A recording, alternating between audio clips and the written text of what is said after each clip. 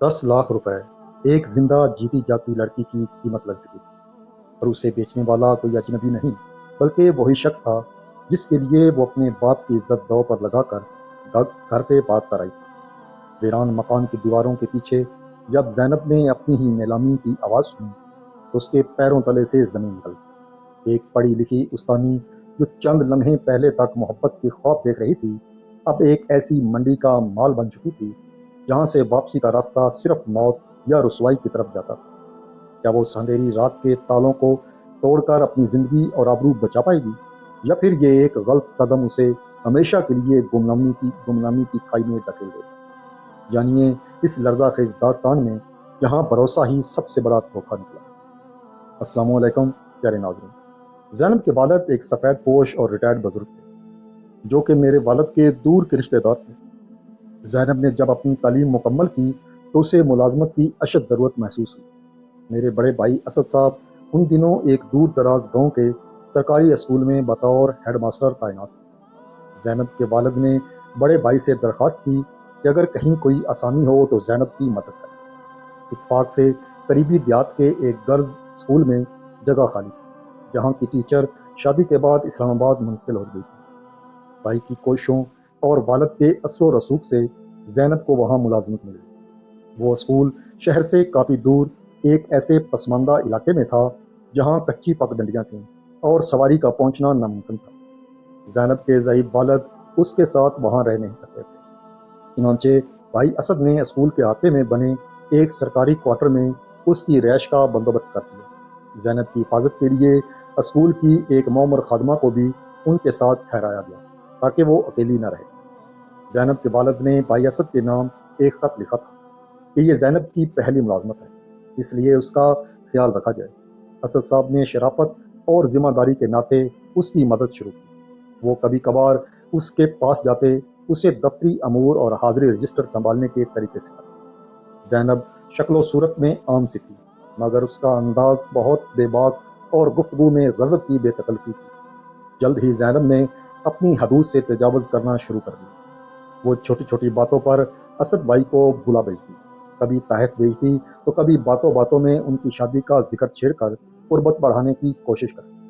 भाई असद एक सुलझे हुए और बाशऊर इंसान थे। उन्होंने भांप लिया कि ज़ैनब का मैलान गलत सम्मत में है, लिहाजा उन्होंने अपना रवैया सख्त कर लिया। वो उससे सिर्फ एक उस्ताद और शागिर्द वाला रिश्ता रखते और बिला ज़रूरत मिलने से गुरेज करने लगे। जब उनकी सर्द मोहरी हद से बढ़ी तो ज़ैनब ने मायूस होकर उन्हें बुलाना छोड़ दिया। एक रोज़ जब असद भाई उनके घर किसी दफ्तरी काम से गए तो पड़ोस में गाना चल रहा था, जिस पर ज़ैनब ने तंज़न कहा, दिल तोड़ने वालों को किसी की जान की परवाह नहीं है। असद साहब ने उसे फौरन टोका और समझाया कि वो एक उस्तानी है, उसे ऐसी लेक्चर गुफ्तगू ज़ेब नहीं देती और उसे चाहिए कि अपनी ज़िंदगी के फैसले अपने वालिदैन पर छोड़ दे। मगर ज़ैनब को यह नसीहत एक तलख तकरीर लगी और उसने भाई को जज्बात से आरी इंसान करार दे दिया। कुछ अरसा बाद एक रोज़ असद साहब ने डाकखाने में ज़ैनब को वहाँ के एक क्लर्क राहील के साथ बैठकर चाय पीते देखा। ज़ैनब उन्हें देखकर घबरा गई और वहाँ से निकल गई। राहील एक चालाक लड़का था जिसने बातों बातों में असद साहब को जिताया कि वो ज़ैनब के करीब है। चंद हफ्तों बाद ज़ैनब के वालिद परेशानी की आलम में असद साहब के पास आए और बताया कि ज़ैनब ये कहकर घर से निकली थी कि वो एजुकेशन ऑफिस जा रही है, मगर वो 2 दिन से गायब है।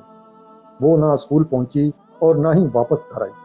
अगले ही रोज ज़ैनब अचानक घर पहुंच गई और ये झूठ गढ़ा कि वो अपनी हेड मिनिस्टर्स के साथ किसी दफ्तरी काम से दूसरे शहर मुल्तान गई।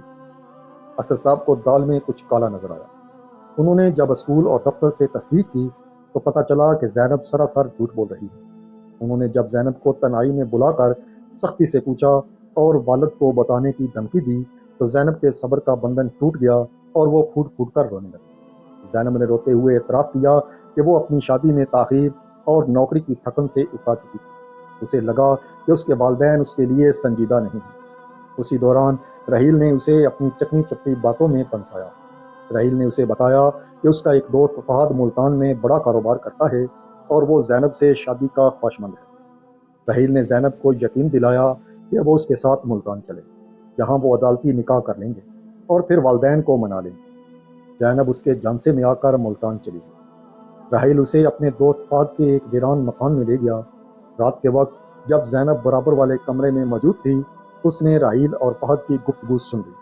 اس کے پیروں تلے سے زمین نکل گئی جب اسے معلوم ہوا کہ راحیل اسے فہد کے ہاتھوں 10 لاکھ روپے میں فروخت کرنے کا سودا کر رہا تھا۔ راحیل فہد سے کہہ رہا تھا، یہ پڑھی لکھی لڑکی ہے، اسے میں نے بڑی مشکل سے قابو کیا ہے، 10 لاکھ سے کم میں سودا نہیں ہو۔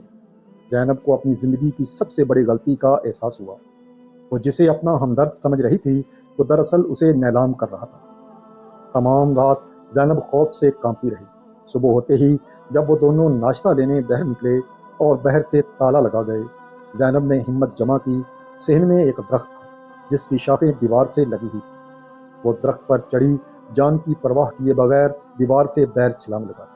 خوش قسمتی سے وہ محفوظ رہی۔